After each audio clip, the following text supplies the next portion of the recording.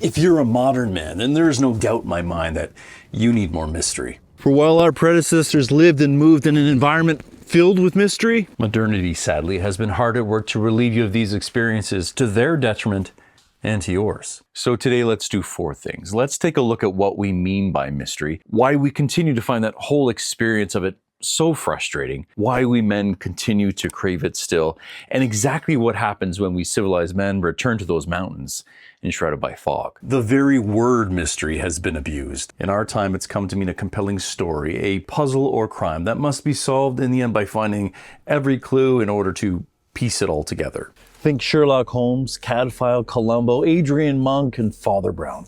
The list goes on. This genre not only survives, but thrives because we love it when our wits are challenged and the good is at stake. But for all the joy and thrill that these puzzles can bring us, this isn't what we mean by mystery. In our time, the word mystery has become somewhat of a cop-out. We use the word to describe people, situations, events, and whole concepts that we've basically given up on decoding. Because, well, we're not even sure if decoding them is even possible. Why are women like that? Women are mysterious, aren't they? The Bermuda Triangle.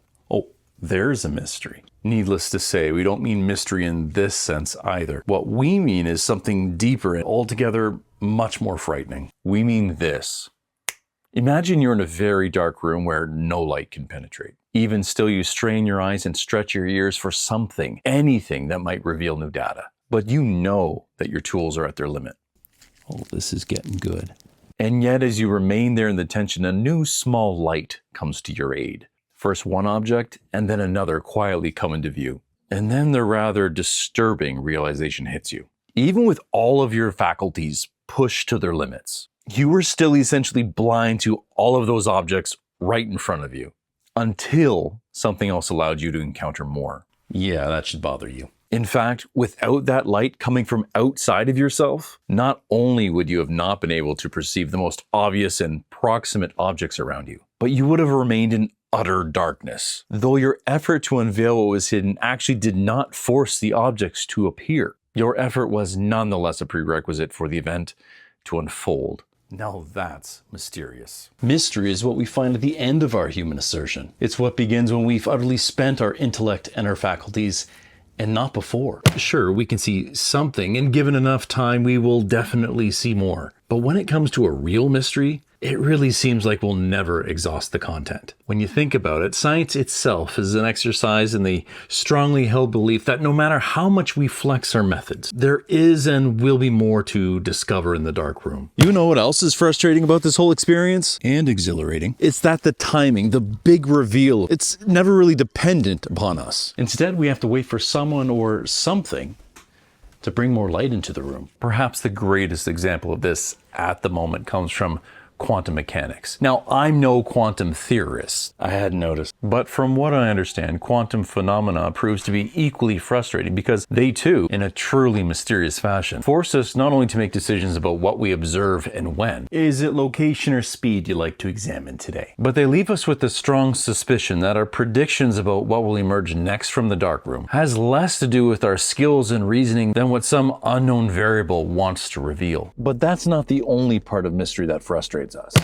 We get downright annoyed by our inability to hold on to what we do experience. Think of the Grand Canyon. Though we can take in more of the sight in front of us, what we can't do is take it all in at once. By turning our head to see more, we are forced by the mystery in front of us to sacrifice one experience for the other. Think also of the stars. If we truly want to take in the Andromeda Galaxy, then we actually have to let go of all those things that are near and close to us. Things like the leaves blowing in the wind or the deer grazing upon the field. It's precisely for these reasons that the most frustrating element of all doesn't come from mystery itself, but from the liberal elite's response to it. For them, mystery is only something for the ignorant and gullible.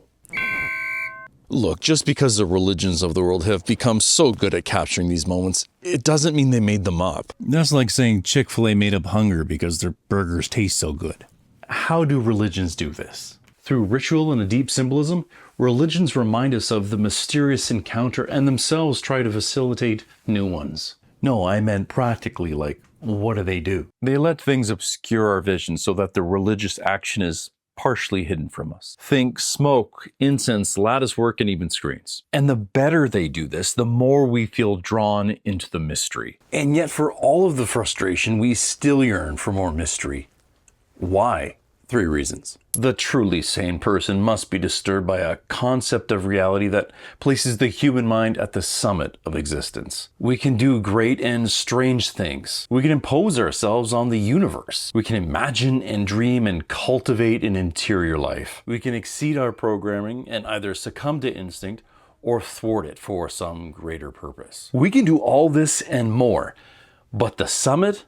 That we are not. Modern man is assailed from every side with shallow reasoning and one-dimensional art. He lives in a world that tries to sanitize, streamline, and simplify everything for his sake. And though that might be very helpful for trying to figure out how to work the coffee maker, Maybe you just. In in the end, it leaves us bored and looking for the wild and unpredictable. We are by nature curious beings. This, you might argue, is our face when the mask is torn away. What this means is that in our most natural state, we desire to return to that original experience where our faculties fail us and we are nonetheless drawn in. Do you want a biblical example? I'll give you 3. Moses sees a burning bush and yet it is not consumed. What does he do? Tell me. He walks right over to investigate.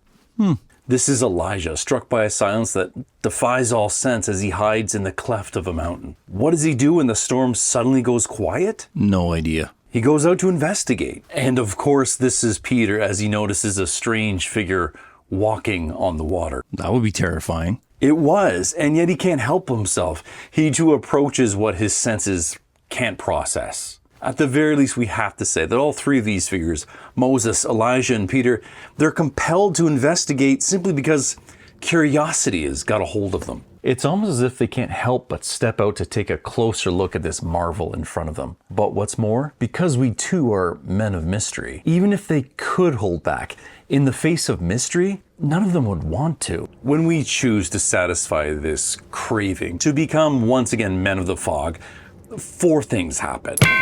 In the face of grandeur, the inexplicable, the overwhelming and utterly dwarfing experience of mystery, we men stand in awe. That is, a genuine fear, not of some being suddenly turning its wrathful gaze towards us, as Freud and others mistakenly believed, but a fear that what we see and experience in the here and now might actually be removed from us.